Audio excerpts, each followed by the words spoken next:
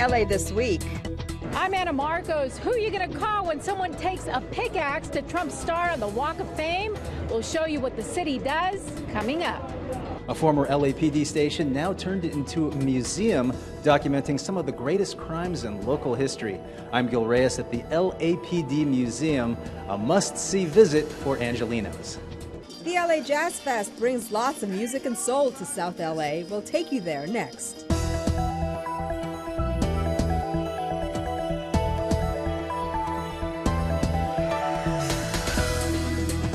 Hey everybody, welcome to LA This Week. I'm your host, Yana Kay. We've got a lot of great stories for you, so let's get right to it.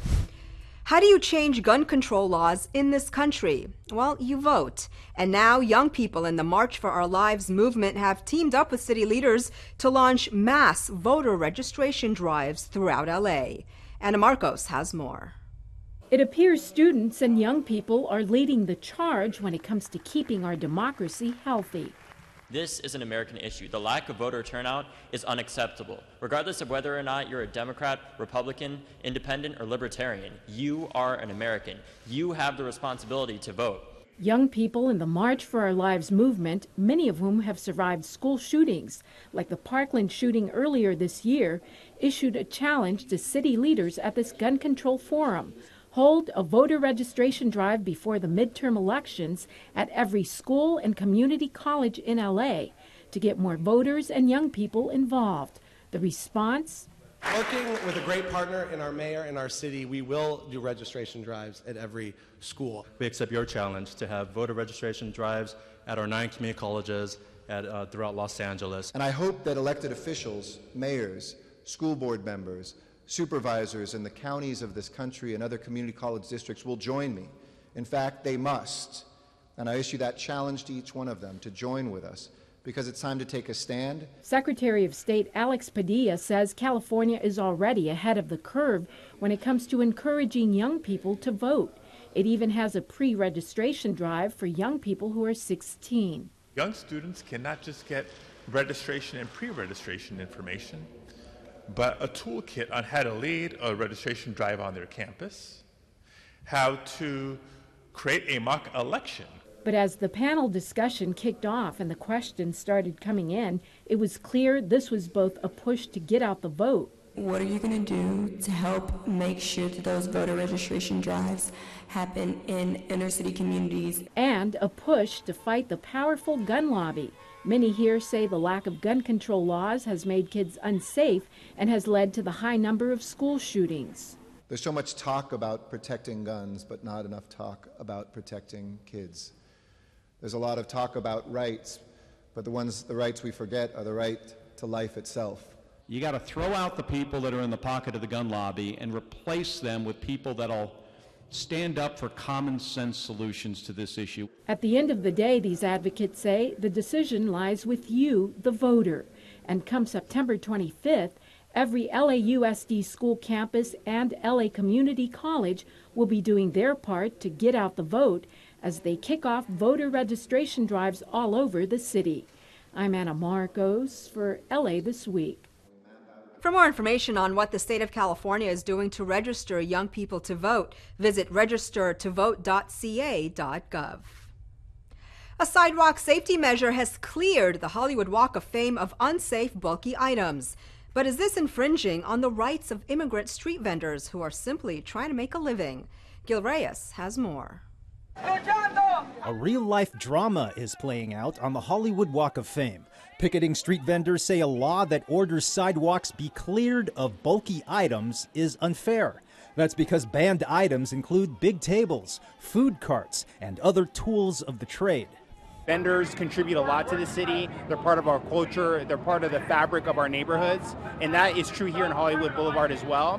And it's wrong to use an ordinance that's meant to remove couches and mattresses off our sidewalks to also remove people, to remove workers. But Hollywood residents say this ban is all about safety.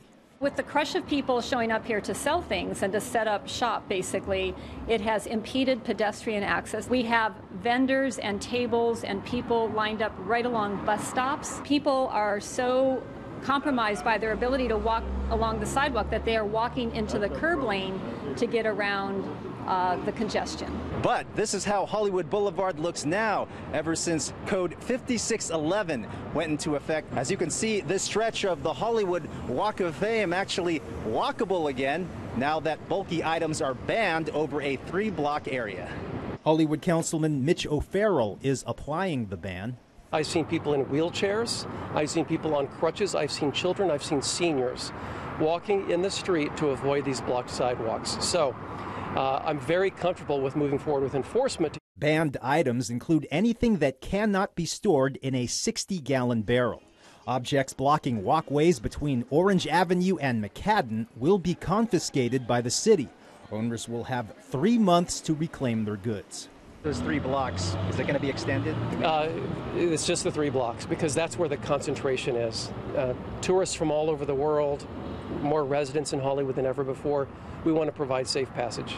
On the Hollywood Walk of Fame, I'm Gil Reyes for LA This Week.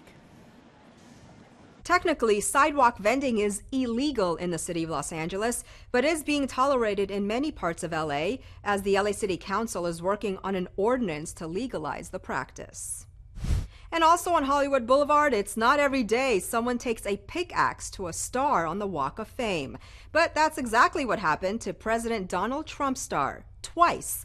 The Hollywood Chamber of Commerce wasted no time in doing damage control. Anna Marcos shows us how a broken star gets its luster back. Who would think a star cast on hard concrete could inspire this kind of raw emotion? This was our land. You gonna let Donald Trump come and Everyone, it seemed, had an opinion on the chopping up of the Donald Trump star on the Walk of Fame after a man pulled out a pickaxe and destroyed it, then turned himself in to police. I think that this is your president and you have to respect it. I am from Spain. I'm so glad. The city of LA wasted no time. City staff got to work immediately, paving, spray painting, spreading the pink stuff, and in general putting the luster back into the Trump star. The event turned into a sort of circus. Most people were content with taking pictures, but a few heated fights did break out. they have to do their own shit. They have to take care of America first. Welcome to Hollywood, you have arrived. Meanwhile, the unofficial Mr. Ambassador to Hollywood himself said he was on hand to protect the star from further damage until city workers arrived, acting as a sort of star guard. So you would guard it if you were hired? If they want me to be the star guard or whatever, the ambassador. You will guard Trump star. If they ask me to. This isn't the first time Trump's star has been hacked. Another man took a sledgehammer and pickaxe to it back in 2016. To me, as a Swiss person, it's basically comedy. It's basically comedy because it's absurd. What is absurd? You said it's absurd, the fact that Donald Trump got elected. Councilmember Mitch O'Farrell also weighed in on the issue. I feel that Trump is treasonous, and I feel that his administration is a criminal enterprise. That being said, I don't think anything can justify vandalism, especially in a historic monument. Meanwhile, the circus lasted most of the day. That's just, that's true. If nothing else, onlookers got a lesson on how a star is born, or reborn in this case, as well as a good look at the divisive politics in this country. It's good because I don't really like Trump. I think it's wrong that they did that. I'm Anna Marcos for LA This Week. Hollywood Chamber of Commerce staff say it costs about $2,500 to repair the star. Evidence from some of LA's most sensational crimes can be viewed up close at the LAPD Museum. As Gil Reyes reports, the museum is also a shrine to our dedicated men and women in blue. The Los Angeles Police Museum in Highland Park houses some of the most famous and infamous relics in department history. Our guide on this tour is retired LAPD Commander Bob Taylor. This building was built in 1925, and it was known as Highland Park Station. And it operated as a full police station from 1925 up until late 1983, early 1984. Now a museum, the memorabilia takes us all the way back to the LAPD's origins in the late 1800s. This was a cowboy town, and so Levi's and shirts and cowboy hats and all that kind of stuff. So this was the first formal uniform that the department had. And so this is a picture of the officers and their uniform with their Remington rifles.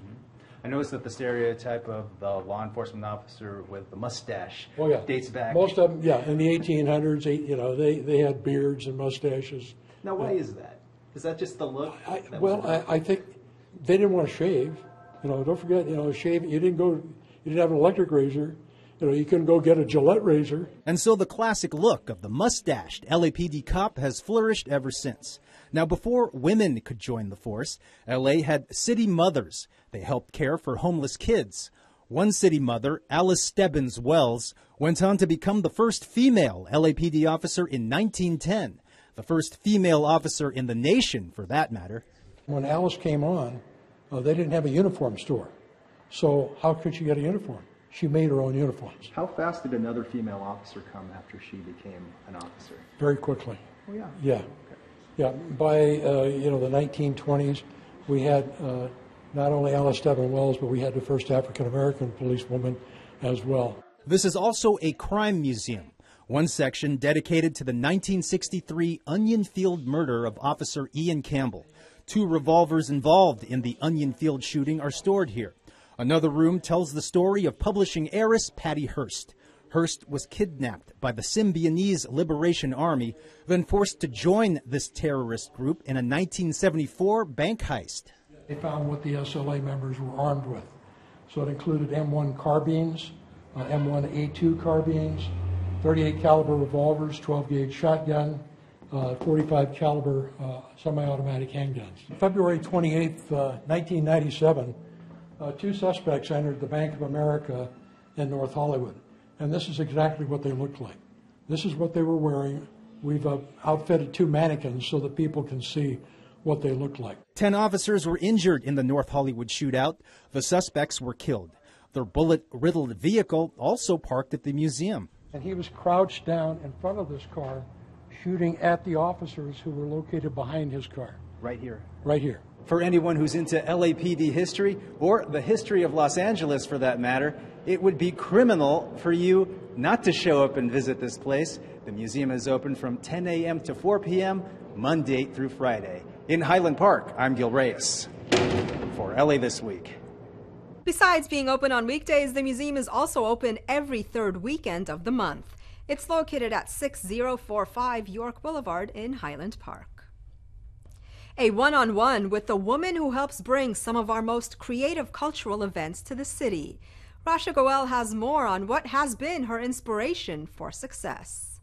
Have you ever noticed all the different cultural events that take place in Los Angeles?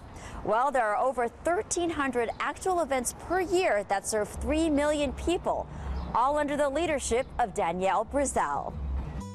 Meet Danielle Brazell, General Manager of the city's Department of Cultural Affairs, a department that oversees many of the city's cultural activities and festivals, grants to artists, operates historic sites such as the Watts Towers, and much more. It was Brazell's artistic talents and experience that caught Mayor Eric Garcetti's eye. Danielle, you were appointed by Mayor Eric Garcetti in 2014 as the General Manager of the Department of Cultural Affairs. What has led up to this opportunity? I started my career as an artist, and then as a teaching artist, and then as a producer, and then as an administrator, and then I moved into public policy, and those are really the core aspects of what you need to understand and what you need to be a general manager of a city department. Brazell grew up in the San Fernando Valley and graduated from Grover Cleveland High School, but she didn't have it easy. In middle school, there was, again, a lot of chaos in my life. The house burned down, we were homeless for a while. My mom was in and out of the hospital, my father wasn't around, my sister was in and out of treatment and placement, and so the instability of my home life really shifted my focus. And so by the time I was in 9th grade, I had already dropped out. And so my academic career and my studies really suffered. I was really a smart and bright kid, but there was some extenuating circumstances. Thanks to a friend who introduced her to a drama class, Brazell's life took a different turn. It was meeting with drama teacher Barbara Yannick that would impact Brazell for the rest of her life. I was very scared, and I said, "My name is Danielle," and she put out her hand, looked me in the eye, and said, "Hello, Danielle, my name is Barbara." And it was the first time I had ever had a teacher look at me like a human being, take me in, give me respect. And then she immediately handed me her big wad of keys and asked me to go get her the slide projector, which of course I did, right, in the stage area. What was so extraordinary about that moment is she gave me the opportunity to be trusted. And I was hers. So from that day on, drama became very much my life. Art has been an inspiration throughout her life. Today, she's excited to share her passion to help foster creativity in the city. They create a sense of belonging. They inspire us. They connect us. They connect communities and people. They generate empathy for otherness in a way, and they create belonging. And so I like to say that the Department of Cultural Affairs is the city's belonging strategy. From the Towers Day Drum Festival to the LA Opera, there's almost something for everyone in the City of Angels when it comes to the Department of Cultural Affairs. But an important aspect is promoting art and making it accessible for everyone. We have 32 cultural facilities, from Barnsdall Art Park down to Watts Towers. Almost every corner of our city has a community arts center. Most of the time, those centers are providing arts education to communities that would otherwise not have access to arts education. For young girls who are watching this, who may have been in a similar situation as you, what advice would you give to them? Write. Write in your journal each and every day, and keep writing and keep telling the truth even if your voice shakes. A piece of advice that perhaps could benefit all of us. In downtown Los Angeles, I'm Rasha Goel for LA This Week. For more information on events put on by the Department of Cultural Affairs, visit culturela.org/events. Once a year, tens of thousands of people from every corner of the city converge in South LA for the Central Avenue Jazz Festival. This year brought together both old traditions and some new ones. Anna Marcos has more. Central Avenue came alive with the cool and hot sounds of every kind of jazz ever improvised, syncopated, or strummed into existence. The 23rd Annual Central Avenue Jazz Festival lit up several blocks of Central Avenue in South LA. I have come here a number of years, watching people not come back, like Gerald Wilson. He was one of my favorites. The place does seem to draw people back year after year. I've been coming here since the inception, and it has grown quite a bit. And there were plenty of new things this year as the Jazz Festival has continued to expand. Drumming lessons made their grand debut for anyone with Buddy-rich aspirations, or anyone who just wanted to learn to play along to the beat. First of all, I think it just underscores the importance of arts in our community, you know, whether it's dancing, music, spoken word, the arts. It changes the perception that people have about their community. You know, the arts makes them feel positive, more productive, more collaborative. A business and job pavilion, a youth pavilion for the young uns, an arts pavilion, yummy food, street soccer. It was a one-stop feel-good shop for everyone. An oasis of fun and good times that couldn't help but get musical juices flowing, feet tapping, and bodies moving. I'm Anna Marcos for LA This Week. And best of all, the festival was free. It's a salute to the trains and railroads of California, and a chance for Metro to toot its own horn. Thousands attended the Union Station's annual Train Fest. 20,000 die-hard train lovers hopped on board for the second annual Union Station Summer Train Fest. Some came from as far as Corona or places beyond. Oh yeah, I've loved trains all my life. I had trains when I was little, and I think it's exciting. We brought some friends with us, and they love trains, and we came here on a train.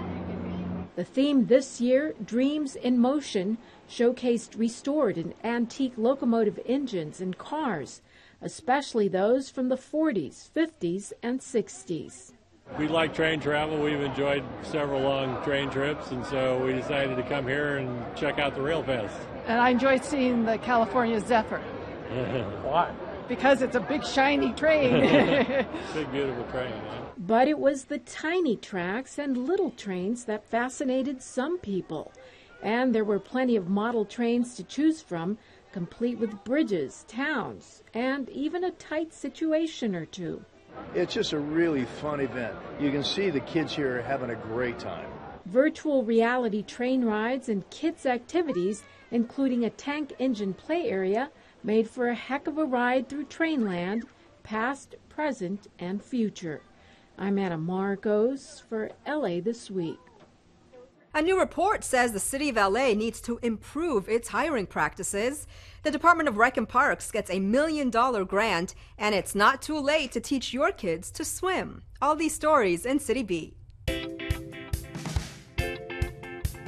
A new report says the City of Los Angeles needs to modernize its hiring practices and do more to recruit women. City Controller Ron Galperin found that the civil service hiring process takes an average of more than 7 months to complete. He also says the city's workforce doesn't represent the gender breakdown of Los Angeles, where women are half the population, but just 35% of the city's workforce. Galperin said that the ability of our city to serve our residents, businesses, and visitors depends first and foremost on attracting and retaining the very best people to work for our city departments. The City of Los Angeles Department of Recreation and Parks was awarded a $1.3 million Fire, Urban, and Community Forestry Program grant. These funds will go toward the City of Los Angeles park tree inventory, tree planting, and education. Rec and Parks will develop a comprehensive park tree inventory system and work with community partners to engage local communities through public tree planting events and tree care educational workshops. There will also be workforce and job training opportunities for low-income youth in tree education. You can still get your kids swimming this summer. Mayor Eric Garcetti has set a goal to create a healthier Los Angeles by offering more health and wellness activities for LA kids. This includes increasing participation in sports and recreation, starting with Swim LA, because every child deserves the opportunity to learn how to swim. Swim LA creates a safer and healthier Los Angeles by teaching kids to swim, reducing the risk of drowning, and increasing water safety education. Scholarships are available to those that demonstrate financial need. To find a pool closest to you, visit swimla.org. Well, it's a way to drum up business and give Angelenos a taste of Asian cooking and culture. Anna Marcos takes us to the delicious Little Tokyo event as it kicked off a busy weekend. The Far East flavor was on full display and business was booming. As Little Tokyo kicked off its delicious Little Tokyo event, 2 days of exotic food tasting, cooking lessons, and more. We've partnered with a lot of the businesses to do workshops and demos, tours and tastings to provide a unique experience for people. And even though it was in Little Tokyo, this Oriental smorgasbord was not limited to Japanese food. This Indonesian restaurant provided some of the culinary action. And for those who like to eat, drink, and be merry, this sake bar gave you sake any way you like it. Hot sake, warm sake, draft sake, by the glass or from a dispenser, and of course, sake with food. There were even lessons on what sake goes with what tasty delicacy. The third item is going to be a miso baby back rib that we're pairing with a Boulder sake. The miso ribs are going to have a saltiness and an umami character to it. I didn't understand all of that, but I heard miso baby back ribs and sake. If our customers come in and they're able to learn something about sake and pairings, then their whole experience is, it has been enhanced. And we feel that they will come back time and time again. A lot of Asian deliciousness plus a little boost for business made Delicious Little Tokyo a winning recipe. I'm Anna Marcos for LA This Week. The event was organized by Go Little Tokyo, a community-led effort to highlight the unique culture of the neighborhood. Dozens of restaurants and businesses took part. Well, grab your pajamas for a slumber party under the stars. They're not the Eagles, but they sure sound a lot like them. Watch them perform at Warner Center Park and enjoy the works of Mexican artist Frida Kahlo. All this in this week's Things to Do. It's double, toil and trouble, and then some with witches all night long. The summer tradition is back with Sinespia's 8th annual slumber party, so assemble your crew for a night that's wicked and wondrous in all the right ways. The event begins with the movie The Craft. Then at midnight, it's time for some practical magic, starring Sandra Bullock and Nicole Kidman. And at 2 a.m., the Witches of Eastwick caps the night. Cher, Michelle Pfeiffer, and Susan Sarandon, who unite to wreak delicious havoc on little devil Jack Nicholson to teach him a lesson he'll never forget. Magic fills Hollywood forever with a specially conjured photo booth. All the fun takes place Saturday, August 11th, starting at 7 p.m. at the Hollywood Forever Cemetery. Since their debut in 1999, the long-run experience The Eagles has earned its place among the top-drawing tribute acts in North America and is widely regarded as the finest Eagles tribute show working today. Their 90-minute live concert for the hit TV show The World's Greatest Tribute Bands was broadcast to millions of viewers over 5 countries and received some of the highest ratings in the series' history. Marked by lush vocal harmonies and exceptional musical accuracy, every TLR performance delivers a reverence for the beloved Eagles studio recordings blended with the long run's own live concert personality. Watch them perform on Sunday, August 12th at the Warner Center Park. Frida Kahlo Under the Stars comes to La Plaza y Cultura y Artes in downtown LA on Saturday, August 11th for an evening dedicated to this iconic Mexican artist. Featuring a fully illustrated lecture, this event caters to Frida fans. Check out a kaleidoscope portrait of Frida with more than 300 slides of her paintings and documentary photographs, as well as rare film footage. This exhibition is presented by Gregorio Luque, an expert on Mexican and Latin American art and culture. The exhibit runs August 11th from 8 p.m. to 10 p.m. And that's a look at some things to do. Well, that's going to do it for this edition. I'm Yana Kane from all of us here at LA This Week. Thanks for joining us. A reminder that you can catch us online at lacitybview.org. You can also follow and like us on Facebook. We'll see you back here next week for more of LA This Week.